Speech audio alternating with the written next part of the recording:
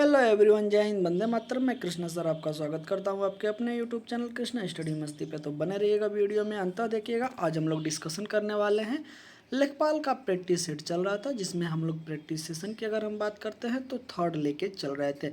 इसमें हम लोगों ने एक पार्ट कंप्लीट कर लिया है। अगर अभी तक आपने पिछली वीडियो को नहीं देखा है तो जाके कृष्णा स्टडी मस्ती के यूट्यूब चैनल पर वहाँ से आप विजिट कर सकते हैं। और अगर हाँ चैनल पर पहली बार विजिट कर रहे हैं तो चैनल को सब्सक्राइब करते हुए बेल आइकन को प्रेस कर दीजिएगा।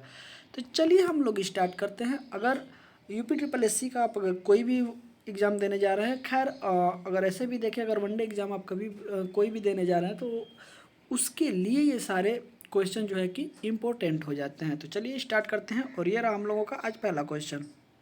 तो चलिए 30 क्वेश्चन हम लोगों ने कंप्लीट कर लिया है। आज का जो हम लोगों को स्टार्ट करना है वो 31 नंबर क्वेश्चन से हम लोग स्टार्ट करेंगे, ठीक है। चलिए स्टार्ट करने से पहले किसी ने क्या खूब कहा है कि बड़े ही ध्यान से सुनिएगा कि भरोसे की आड़ में क्या है, भरोसे की आड़ में चाल चलने आते हैं लोग। क्या कर रहे आते हैं? तो भरोसे की आड़ में चाल चलने आते हैं। उनसे बहुत ही बच के रहिएगा, क्योंकि वो मीठी मीठी बात आपके सामने बोल के और आपका कलेजा लेकर चले जाएंगे, ठीक है। तो ऐसे लोगों से हमें बहुत ही बच के रहना है, क्योंकि जब दुश्मन होता है सामने ना, तो दुश्मन से तो हम बच जाते हैं क्योंकि उसको कुछ नहीं पता होता है। लेकिन जो आपके साथ रह रहा है, जो आपके साथ चल रहा है ना, सबसे ज़्यादा सावधान होने की अगर बात है तो उससे रहिए, क्योंकि वो ऐसा आपके साथ चाल चलेगा, ऐसा चाल चलेगा कि हर जगह आप बेकार हो जाएंगे। तो बेकार होने से पहले उनकी मानसिकता को समझिए और उनसे बचिए, क्योंकि आज का जो समय है ना, वो ऐसे आपको दबाने की कोशिश करेंगे, फुसलाने की कोशिश करेंगे, आपको खींचने की कोशिश करेंगे। क्योंकि अगर उनको लग जाएगा कि जैसे आपने अपने आप जिस मिशन पे निकले हैं वो अगर आप कंप्लीट करना चाहते हैं या फिर उसके लक्ष्य में अग्रसर उस पर काम कर रहे हैं, और जो नहीं कर रहा है वो आपको हमेशा गिराने की कोशिश करिएगा, याद रखिएगा। और सबसे ज़्यादा अगर बचना है तो उसी से बच के रहिएगा, क्योंकि जीवन में अगर कोई करेगा ना तो वही विश्वासघात करेगा। इसलिए बोला गया है कि भरोसे की आड़ में चाल चलने वाले से क्या होना है, हमें बच के रहना है, क्योंकि ऐसे लोग बहुत ही खतरनाक होते हैं। आपको जीवन में अगर हम बात करें तो सुनामी ला देंगे, ठीक है। क्योंकि अब वो आपके साथ हैं तो आप उनकी बात को टालेंगे नहीं, और वो आपको बेवकूफ़ समझते समझते आपकी सारी असलियत जान जाएंगे, और जिस दिन जान जाएंगे उस दिन लात मार देंगे, ठीक है। तो ऐसे लोगों से बहुत बच के रहना है, ठीक है। चलिए 31 नंबर क्वेश्चन पे हम लोग चलते हैं और देखिएगा क्वेश्चन क्या रहा है कि स्टेटमेंट दिया है, ठीक है। कथन एक कह रहा है कि 31 अक्टूबर 2025 को पंडित रामदरस मिश्र का निधन हो गया था। ऑप्शन सेकेंड नंबर स्टेटमेंट कह रहा है कि उन्हें उनके कविता संग्रह में मैं तो यहाँ हूँ, उनकी जो कविता संग्रह है क्या है, तो मैं यहाँ हूँ के लिए 2024 में सरस्वती सम्मान मिला था, ठीक है। उपरोक्त कथन में से कौन सा कथन सही है हमें बताना है, ठीक है। अगर हम देखते हैं तो ऑप्शन नंबर ए कह रहा है कि केवल ए सही है, बी कह रहा है कि केवल दो सही है, सी कह रहा है कि ए और दो दोनों सही है, और डी कह रहा है कि इनमें से कोई नहीं। अगर हम बात करते हैं तो इसमें से केवल एक सही हो जाएगा। Option number A is the correct option, ठीक है। स्टेटमेंट 1 सही हो जाएगा, सेकेंड जो स्टेटमेंट है वो गलत हो जाएगा। तो स्टेटमेंट सही कौन सा होगा, तो 31 अक्टूबर 2025 को पंडित रामदरस मिश्र का निधन हो गया था। यह स्टेटमेंट बिल्कुल ही करेक्ट है, ठीक है। चलिए अगले क्वेश्चन को देखिएगा, बड़ा ही शानदार है। क्वेश्चन नंबर 32 की दिसंबर 2025 में केंद्र सरकार ने प्रधानमंत्री कार्यालय, जिसे पीएमओ का नया नाम घोषित किया था, ठीक है। किसके लिए? ऑप्शन नंबर ए कह रहा है कि लोक कल्याण केंद्र के लिए, बी कह रहा है कि सेवा तीर्थ के लिए, सी कह रहा है कि कर्तव्य तीर्थ के लिए, और डी कह रहा है कि लोक भवन के लिए। जो पीएमओ कार्यालय था ना, उसका नाम बदला गया है। तो अभी नाम बदल के उसका क्या रखा गया, और नाम कब बदला है, तो दिसंबर 2025 में। तो उसका नाम बदल के क्या किया गया है हमें ये बताना है, ठीक है। अगर हम बात करते हैं तो उसका नाम बदल के किया गया है, option number B is the correct option, सेवा तीर्थ किया गया है। तो पीएमओ कार्यालय जो हुआ करता था, अभी उसका नाम क्या कर दिया गया है, सेवा तीर्थ कर दिया गया है, ठीक है। चलिए अगले क्वेश्चन को देखिएगा।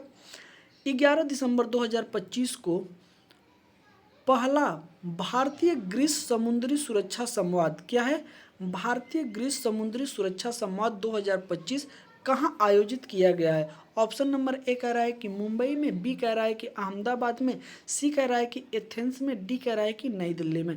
अगर हम बात करते हैं कि 11 दिसंबर 2025 को भारत ग्रीस समुद्री सुरक्षा संवाद 2025 कहाँ आयोजित किया गया है, तो वो आयोजित किया गया है एथेंस में। कहाँ किया गया है? एथेंस में किया गया है। Option number A is the correct option. अब आप हमें कमेंट करके बताइएगा कि एथेंस कहाँ पड़ता है। ठीक है, एथेंस कहाँ पड़ता है, कमेंट करके जरूर बताइएगा। अगला क्वेश्चन देखिएगा, बड़ा ही प्यारा है कि पंजाब सरकार द्वारा 15 दिसंबर 2025 को किन शहरों को पवित्र शहर का दर्जा दिया गया है। ठीक है, वो कौन कौन से शहर है, कहाँ? पंजाब के, सिर्फ पंजाब स्टेट जो पंजाब गवर्नमेंट है वो पंजाब प्रांत के तहत कौन कौन से शहरों को पवित्र शहर का दर्जा दिया गया है और कब ये निर्णय लिया गया है? तो 25 दिसंबर 2025 को। ठीक है, तो चलिए इसका राइट ऑप्शन नंबर ए की अगर बात करते हैं तो क्या अमृतसर, पटियाला, फरीदकोट को कहा गया है? बी कह रहा है कि अमृतसर, किलेबंदी शहर, फिर तलवंडी साबो, श्री दमदा साहिब, श्री आनंदपुर साहिब। सी कह रहा है कि अमृत भटिंडा गुरदासपुर, और डी कह रहा है कि अमृतसर, जालंधर, होशियारपुर। अगर हम बात करते हैं तो इसका राइट ऑप्शन हो जाएगा option number B is the correct option. क्या हो जाएगा? B is the correct option. कौन कौन सा शहर है? तो अमृतसर किलेबंद शहर है, और फिर है तलवंडी साबो, तलवंडी साबो, श्री धमधा साहेब, श्री आनंदपुर साहेब। तो ये दो शहर हैं जिनको पवित्र शहर का दर्जा दिया गया है। चलिए अगले क्वेश्चन को देखते हैं। 17 नवंबर 2025 को पृथ्वी प्रणाली विज्ञान परिषद, क्या है? तो पृथ्वी प्रणाली विज्ञान परिषद, जिसे हम बोलते हैं ESSC, की पहली आम बैठक, ठीक है, पहली आम सभा की बैठक 2025 में कहाँ आयोजित की गई है? ऑप्शन नंबर ए कह रहा है कि जयपुर में, बी कह रहा है कि नई दिल्ली में, सी कह रहा है मुंबई में, और डी कह रहा है कि लखनऊ में। अगर हम बात करते हैं क्वेश्चन नंबर 25 का, तो इसका राइट ऑप्शन क्या हो जाएगा? तो इसका राइट ऑप्शन हो जाएगा option number B is the correct option. New Delhi में कहाँ आयोजित किया गया है? तो नई दिल्ली में आयोजन किया गया है। चलिए अगला क्वेश्चन देखिएगा कि जैव विविधता पर संयुक्त राष्ट्र सम्मेलन के दलों का 10वां सम्मेलन आयोजित किया गया था। कहाँ आयोजित किया गया था? ऑप्शन नंबर ए कह रहा है कि बीजिंग में, बी कह रहा है कि कोपेनहेगन में, सी कह रहा है नगोया में, और डी कह रहा है कि न्यूयॉर्क में। तो जैव विविधता पर संयुक्त राष्ट्र सम्मेलन का 10वां सम्मेलन कहाँ आयोजित किया गया है? तो वो आयोजित किया गया है हम लोगों का नगोया। कहाँ है? Option number C is the correct option, Nagoya में। अगर हम बात करते हैं कि नगोया कहाँ है, तो नगोया जापान में पाया जाता है। जापान का सिटी है, पाया नहीं जाता है, जापान की शहर का नाम है। ठीक है, क्या है? नगोया। ठीक है, तो चलिए अभी तो हम क्वेश्चन ये पूछने वाले थे कि ये कहाँ पड़ता है, आप लोग कमेंट करके बताएं, लेकिन अभी हमने बता दिया कहाँ पड़ता है, जापान में। ठीक है, तो जापान में क्या पड़ता है? नगोया पड़ता है। चलिए आगे चलते हैं, अगले क्वेश्चन को देखिएगा। अगला क्वेश्चन कह रहा है कि सूची 1 को सूची 2 से सुमेलित कीजिए, नीचे दिए गए कूट का प्रयोग करके सही उत्तर का चयन कीजिए। यहाँ दिया है सूची 1, यहाँ दिया है सूची 2, और यहाँ दिया है भारतवर्ष में अधिनियमों के नाम, और यहाँ दिया है वर्ष। तो यहाँ पे क्या है? भारतवर्ष में जो अधिनियम हुए हैं उनका, और यहाँ पे वर्ष का नाम है। ठीक है, तो चलिए हम लोग एक एक करके देखते हैं, और उसके बाद क्या है? तो उसके बाद हम लोगों का कूट है। ठीक है, उसके बाद कूट है हम लोगों का। ठीक है, हमें बताना है। चलिए देखते हैं। ए कह रहा है कि वन संरक्षण अधिनियम, बी कह रहा है कि पर्यावरण संरक्षण अधिनियम, सी कह रहा है कि वायु प्रदूषण निवारण और नियंत्रण अधिनियम, डी कह रहा है कि जल प्रदूषक निवारण तथा नियंत्रण अधिनियम। यहाँ पे कह रहा है 80, 1980, 1986, 1981 और 1974। तो कौन सा नियम कब पारित किया गया था? ठीक है, तो अगर हम बात करते हैं तो वन संरक्षण अधिनियम कब पारित किया गया था? तो ये पारित किया गया था आपका 1980 में। कब पारित किया गया था? 1980 में। ठीक है, और पर्यावरण संरक्षण अधिनियम कब पारित किया गया था? तो 1946 में, 86 में, 1986 में पारित किया गया था। वायु प्रदूषण निवारण एवं नियंत्रण अधिनियम कब पारित किया गया था? तो 1981 में।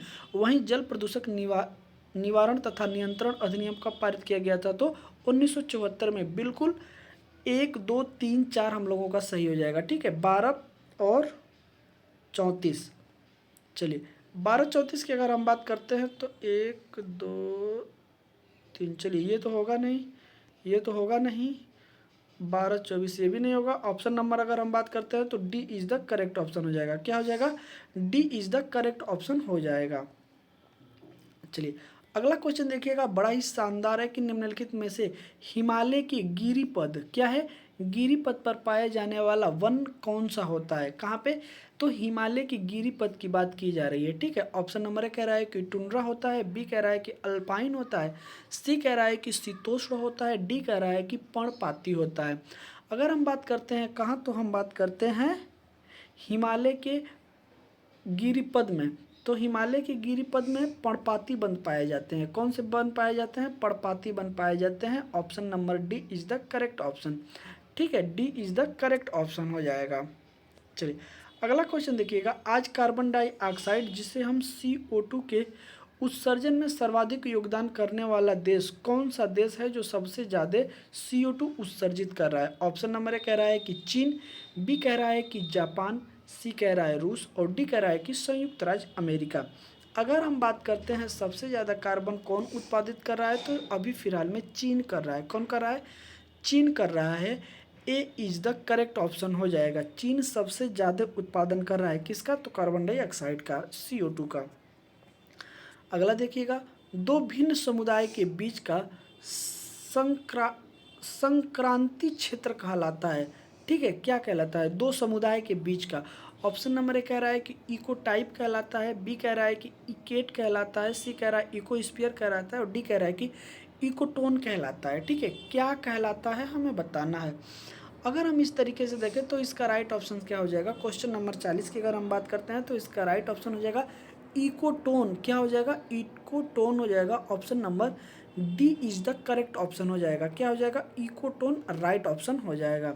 चलिए अगला क्वेश्चन देखिएगा कि पारिस्थितिकी तंत्र में तत्व के चरण को क्या कहते हैं? तत्व के चरण को क्या कहते हैं? तो ऑप्शन नंबर ए कह रहा है कि रासायनिक चक्र कहते हैं, बी कह रहा है कि जैव भू रासायनिक चक्र कहते हैं, सी कह रहा है कि भू रासायनिक चक्र कहते हैं और डी कह रहा है कि भू रासायनिक चक्र कहते हैं, सी कह रहा है कि भू वैज्ञानिक चक्र कहते हैं, ठीक है। फिर से ऑप्शन सुन लीजिएगा, पूरा क्वेश्चन ही सुन लीजिए। पारिस्थितिकी तंत्र में तत्वों के चरण को क्या कहते हैं? ऑप्शन नंबर कह रहा है कि रासायनिक चक्र कह रहे हैं, बी कह रहा है कि जैव भू रासायनिक चक्र कहते हैं, सी कह रहा है कि भू वैज्ञानिक चक्र कहते हैं और डी कह रहा है कि भू रासायनिक चक्र कहते हैं। अगर हम बात करते हैं क्वेश्चन नंबर 41 का, तो इसका राइट ऑप्शन हो जाएगा option number B is the correct option हो जाएगा। जैविक भू रासायनिक चक्र कहते हैं। क्या कहते हैं? जैव भू रासायनिक चक्र कहते हैं। चलिए अगला क्वेश्चन देखिएगा, बड़ा ही प्यारा है कि निम्नलिखित में कौन सा सुमेलित नहीं है? हमें बताना है कौन सुमेलित नहीं है। ऑप्शन नंबर ए कह रहा है कि प्रथम विश्व जलवायु सम्मेलन क्या 1989 में हुआ था? प्रथम विश्व शिखर सम्मेलन एक एजेंडा 21 है। तो अगर हम बात करते हैं तो यही अभी हम लोगों ने क्वेश्चन किया है, ये हम लोगों का गलत हो जाएगा। फिर भी अभी दो ऑप्शन। चलिए ऑप्शन नंबर सी कह रहा है कि पृथ्वी शिखर सम्मेलन +5 1997 में हुआ था और डी कह रहा है कि कार्बन व्यापार जो कि मॉन्ट्रियल प्रोटोकॉल है। अगर हम बात करते हैं तो इसका राइट ऑप्शन कौन नहीं है, तो हो जाएगा D. D is the correct option. Carbon व्यापार की अगर हम बात करते हैं तो मॉन्ट्रियल प्रोटोकॉल नहीं है, ठीक है। चलिए आगे चलते हैं। अगला है कि राष्ट्रीय उद्यान में आनुवंशिक विविधता का रख रखाव किया जाता है, तो किस विधि से किया जाता है, ठीक है। ऑप्शन नंबर कह रहा है कि इन सीटू संरक्षण द्वारा किया जाता है, बी कह रहा है कि एक्स सीटू संरक्षण द्वारा किया जाता है, सी कह रहा है कि जिन पुल द्वारा किया जाता है और डी कह रहा है कि उपयुक्त में से कोई नहीं। अगर हम बात करते हैं तो किसके द्वारा किया जाता है? राष्ट्रीय उद्यान में आनुवंशिक विविधता का रख रखाव कैसे किया जाता है? तो इन सीटू संरक्षण के द्वारा किया जाता है। इन सीटू संरक्षण के द्वारा किया जाता है। ए इज द करेक्ट ऑप्शन हो जाएगा। ओके चलिए अगला क्वेश्चन देखिएगा कि निम्नलिखित में से कहाँ पर एक संरक्षित कच्छ वनस्पति क्षेत्र है? कौन सा है? कच्छ वनस्पति क्षेत्र है, ठीक है। ऑप्शन नंबर कह रहा है कि पूर्वी घाट, बी कह रहा है पश्चिमी घाट, सी कह रहा है गोवा और डी कह रहा है कि चंद्रताल। अगर हम बात करते हैं क्वेश्चन नंबर 44 का, तो यह कहाँ हो जाएगा? तो यह हो जाएगा आपका गोवा। क्या हो जाएगा? Goa is the correct option हो जाएगा, option number C is the correct option हो जाएगा।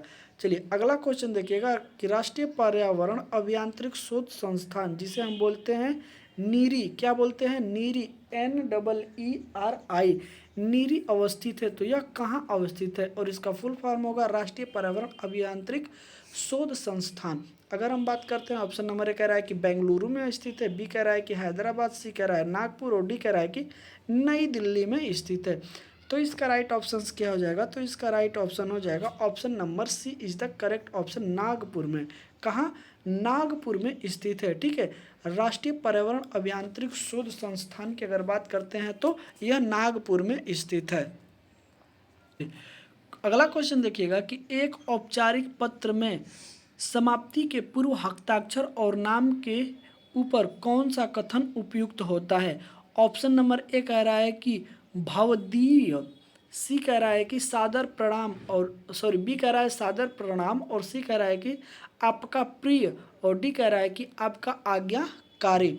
अगर हम बात करते हैं क्वेश्चन नंबर 56 का, तो इसका राइट ऑप्शन हो जाएगा option number A is the correct option. क्या हो जाएगा, भवदीय। ठीक है, भवदीय। ओके, चलिए अगला क्वेश्चन देखिएगा। अगला क्वेश्चन हम लोगों का कह रहा है कि कुछ जगह फोड़ा और ससुर वैद कहावत का अर्थ क्या है। तो क्या है, कुछ जगह फोड़ा और ससुर वैद, मतलब क्या है, कहीं फोड़ा है और ससुर जो है वो वैद हैं। तो अगर इस कहावत का क्या अर्थ है। ठीक है, तो ऑप्शन नंबर ए कह रहा है कि दोनों में दोष है, बी कह रहा है कि मरीज वैद में संपर्क है, और सी कह रहा है कि दोनों का त्याग। ठीक है, और डी कह रहा है कि धर्म संकट की स्थिति। अगर हम बात करते हैं तो 57 का हो जाएगा, क्या हो जाएगा, option number D is the correct option हो जाएगा, धर्म संकट की स्थिति। क्या हो जाएगा, धर्म संकट की स्थिति।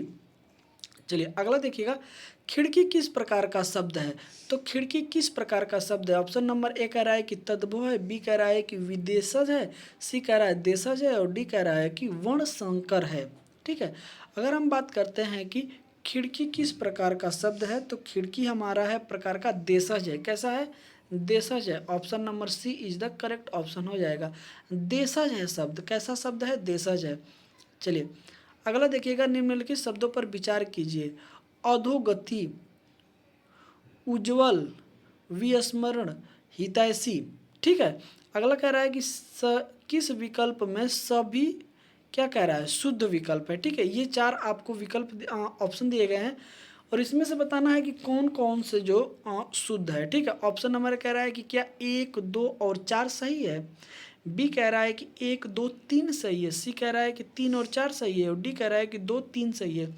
अगर हम बात करते हैं तो इसमें कौन कौन से ऑप्शन हैं जो हमारे सही हो जाएंगे, तो वो हमारा हो जाएगा कौन सा, माफ़ करिएगा, विस्मरण हो जाएगा और हितैषी हो जाएगा। ये दोनों शब्द सही हैं, तो 3 और 4, सी इज द करेक्ट ऑप्शन, सी में हो जाएगा, जिसमें विस्मरण और हितैषी शब्द बिल्कुल सही है। उज्ज्वल जो लिखा है यह ऐसे नहीं लिखाएगा, अधोगति भी सही तरीके से नहीं लिखा गया है। ठीक है, उज्ज्वल की अगर हम बात करते हैं तो ठीक है, उज्ज्वल ऐसे लिखाता है। ठीक है, ठीक है, माफ़ करिएगा, यहाँ पे ल हो जाएगा। ठीक है, तो उज्ज्वल ऐसे लिखाएगा। ठीक है, तो ऐसे उज्ज्वल लिखाएगा, याद रखिएगा। चलिए आगे चलते हैं। निम्नलिखित में से कौन सा शब्द दोनों वचनों में समान रहता है। ठीक है, ऑप्शन नंबर ए कह रहा है कि कथा, बी कह रहा है सरसों, सी कह रहा है कि लता, और डी कह रहा है कि कुटी। अगर हम बात करते हैं कि इसका राइट ऑप्शंस क्या हो जाएगा क्वेश्चन नंबर 60 का।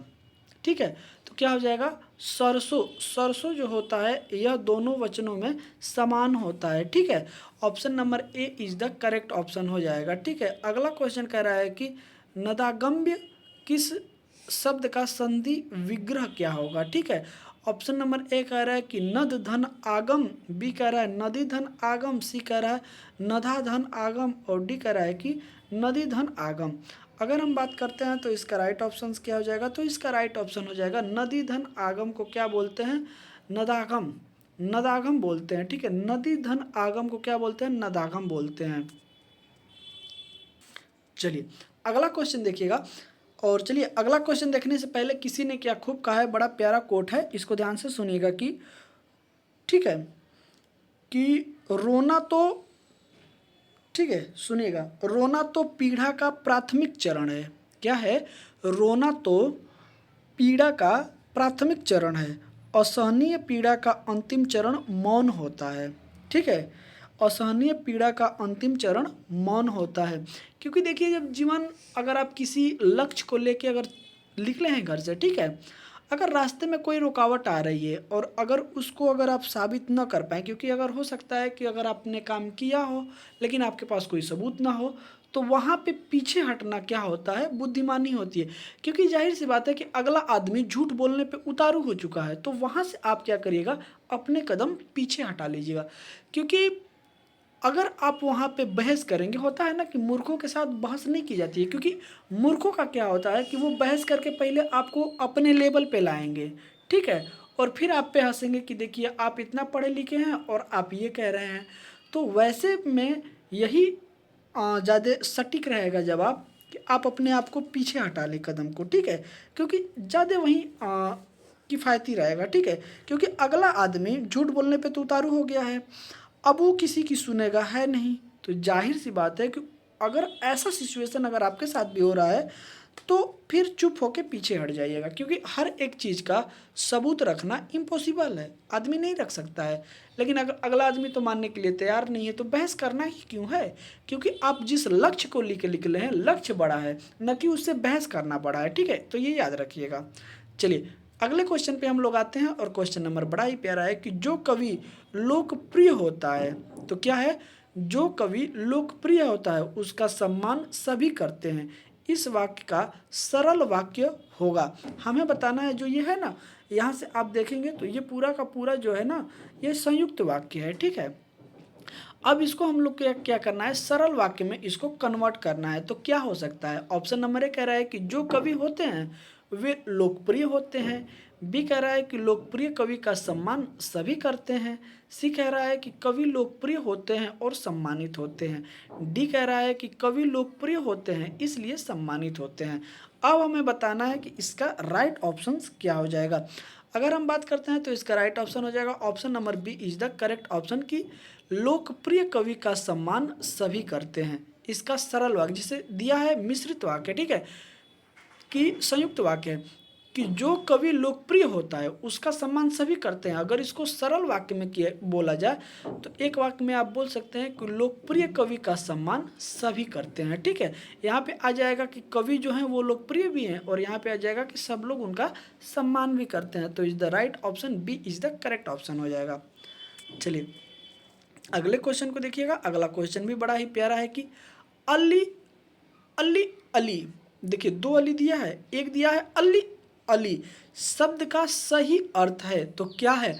ऑप्शन नंबर ए कह रहा है कि कंधा और हिस्सा, बी कह रहा है कि भौरा और सखी, सी कह रहा है कि दमन दामन, और डी कह रहा है कि दसन दर्शन। अगर हम बात करते हैं तो इसका राइट ऑप्शन हो जाएगा option number B is the correct option. एक अली मतलब होता है भौरा और एक अली मतलब होता है सखी। देखिए जो अली है छोटी ई की मात्रा होती है उसका मतलब होता है भौरा, और जिस पे बड़ी ई की मात्रा होती है उस पे होता है सखी। तो एक, और इसको पढ़ेंगे कैसे, जो छोटी ई की मात्रा को जल्दी में पढ़ते हैं अली, ठीक है अली, तो क्या हो जाएगा भौरा, और जो बड़ी ई की मात्रा उसको आराम से पढ़ते हैं अली, तो वो हो जाएगा क्या, सखी। ठीक है, तो मात्रा का हमें उम्मीद है कि आपको ज्ञान होगा और इसको आप कर ले जाएंगे। ठीक है, चलिए आगे देखिएगा। दो व्यंजन जब एक साथ मिलते हैं तो क्या कहलाते हैं। दो व्यंजन, ठीक है, स्वर और व्यंजन की मैं बात कर रहा हूँ, खाना वाला व्यंजन की बात नहीं कर रहा हूँ, याद रखिएगा। दो व्यंजन अगर मिलते हैं तो क्या होता है। ऑप्शन नंबर ए कह रहा है कि संयुक्त व्यंजन होते हैं, बी कह रहा है कि अल्प प्राण होता है, सी कह रहा है अंतस्थ होता है, और डी कह रहा है कि महाप्राण होता है। अगर हम बात करते हैं तो जब दो व्यंजन मिलते हैं क्या होता है, तो दो व्यंजन मिलते हैं तो संयुक्त व्यंजन बनते हैं। क्या बनते हैं, संयुक्त व्यंजन बनते हैं। Option number A is the correct option हो जाएगा। ठीक है, देखिए जब भी वर्ण बनता है ना तो वर्ण व्यंजन और स्वर के मेल से जो होता है वो वर्ण बनता है। ठीक है, याद रखिएगा क्योंकि ये सबसे छोटी इकाई होती है। ठीक है, अगर वैसे हम बात करें वर्ण की, अगर सबसे छोटी कहे तो स्वनेम होती है, ठीक है। तो ये सारी मैं कभी हिंदी आएगा ना तो मैं उसको आपको बिल्कुल आराम से डिस्कशन कर दूंगा कभी अगले वीडियो में। चलिए अगला क्वेश्चन देखिएगा कि हंस पद विराम चिन्ह होता है, जो हंस पद होता है उसका विराम चिन्ह कैसा होता है। आपको यहाँ पे दिख रहा होगा, ए देखिए कैसे बनाया है, ठीक है। और बी की अगर हम बात करते हैं, डी की बात करते हैं, देख लीजिएगा। तो अब इसमें हमें कह रहा है कि हंस पद कौन सा होता है, ठीक है। तो अगर हम बात करते हैं तो ये होता है हम लोगों का option number D is the correct option, ठीक है। Option number D is the correct option. इसको ऐसे करके लिखते हैं, ठीक है, ऐसे करके बनाते हैं। तो ये चिन्ह आप याद रखिएगा, ठीक है। वहीं अगर हर्ष उल्लास की अगर बात आए तो वो ऑप्शन नंबर सी हो जाएगा। ऐसे अगर कहीं कोई लिखा हुआ है और उसके जस्ट अक्षर के आगे, ठीक है, अगर ऐसे बना हुआ है तो ये हर्ष उल्लास क्रोध ऐसे जो वर्ड होते हैं उस पे जैसे अचानक जो घटनाएं घटती हैं वहाँ पे ऐसे चिन्ह का प्रयोग किया जाता है, ठीक है। चलिए आगे देखिएगा, आगे है नोमोफोबिया। क्या है नोमोफोबिया, क्या है? तो नोमोफोबिया क्या है? ऑप्शन नंबर ए कह रहा है कि टेलीविज़न संपर्क से बाहर होने का डर रहता है। बी कह रहा है कि घर के संपर्क से बाहर होने का डर रहता है। सी कह रहा है कि कंप्यूटर संपर्क से बाहर होने का डर रहता है। और डी कह रहा है कि सेलुलर फ़ोन के संपर्क से बाहर होने का डर रहता है। तो चलिए नोमोफोबिया क्या होता है, अब बताइए कि इसका राइट ऑप्शन क्या हो जाएगा। अगर हम बात करते हैं तो इसका राइट ऑप्शन हो जाएगा सेलुलर फ़ोन के संपर्क से बाहर होने का डर होता है, उसे हम क्या कहते हैं? तो नोमोफोबिया कहते हैं। अब आप हमें कमेंट करके बताइएगा कि सेलुलर फ़ोन कौन से होते हैं, ठीक है, कौन सा सेलुलर फ़ोन कौन से होते हैं वो आप हमें कमेंट करके बताएंगे। धीरे धीरे करके हम लोग एक एक सेशन को अंतिम रूप देने की तरफ चल रहे हैं, ठीक है। अगला क्वेश्चन कह रहा है कि निम्नलिखित में से कौन सा बाइनरी संख्या प्रणाली का उदाहरण है। किसका? बाइनरी संख्या। तो याद रखिएगा बाइनरी संख्या मैं आपको बताऊंगा बाइनरी संख्या किससे डिनोटेट की जाती है, ठीक है। ऑप्शन नंबर ए कह रहा है कि 1 0 0 1 0 1। बी कह रहा है कि ABCDE। और सी कह रहा है कि 8 9 0 5 6। और डी कह रहा है कि 0 0 9। अगर हम बात करते हैं कि बाइनरी संख्या कैसी होती है, तो जब भी बाइनरी संख्या आप लिखिएगा तो वो एक, ठीक है, 1 0 0 1 भी हो सकता है या फिर 1 0 1 1 0 भी हो सकता है। अगर हम बात करें तो बाइनरी संख्या जब भी नोट की जाएगी तो वो 1 और 0 के अलावा दूसरा कोई अंक नहीं होगा। 1 1 1 हो सकता है, 0 0 0 हो सकता है, 1 0 1 1 0 1 ऐसे करके भी हो सकता है, 1 1 1 0 भी हो सकता है। मतलब ऐसी बाइनरी संख्या हो सकती है, ठीक है। तो इसका राइट ऑप्शन क्या हो जाएगा? इसका राइट ऑप्शन हो जाएगा option number A is the correct option. A is the correct option हो जाएगा।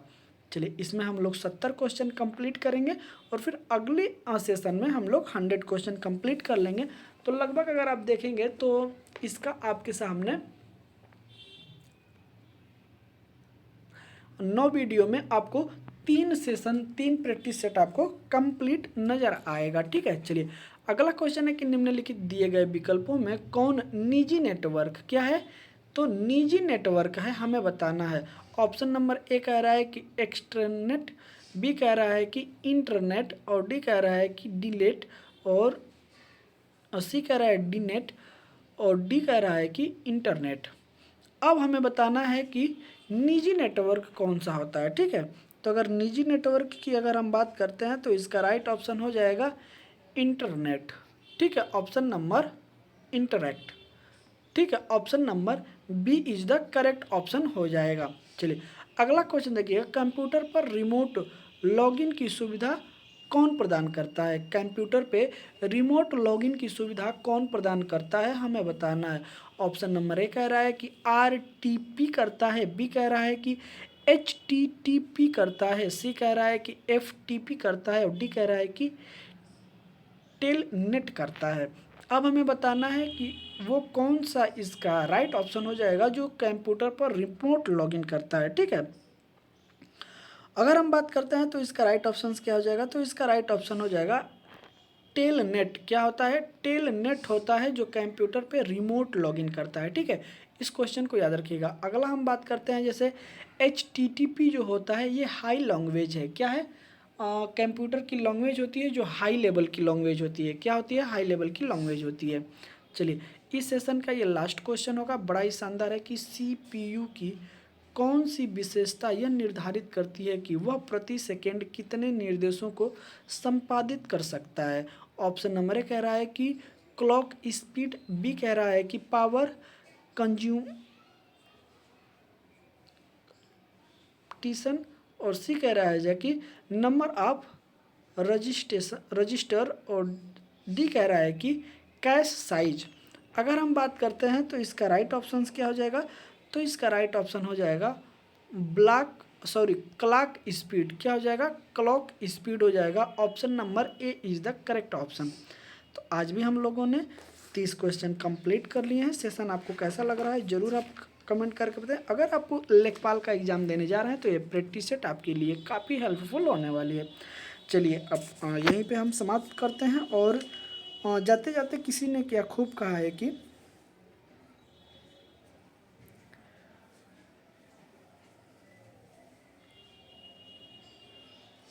ठीक है, बड़ा ही प्यारी बात किसी ने कहा है कि तमाशा जिंदगी का हुआ।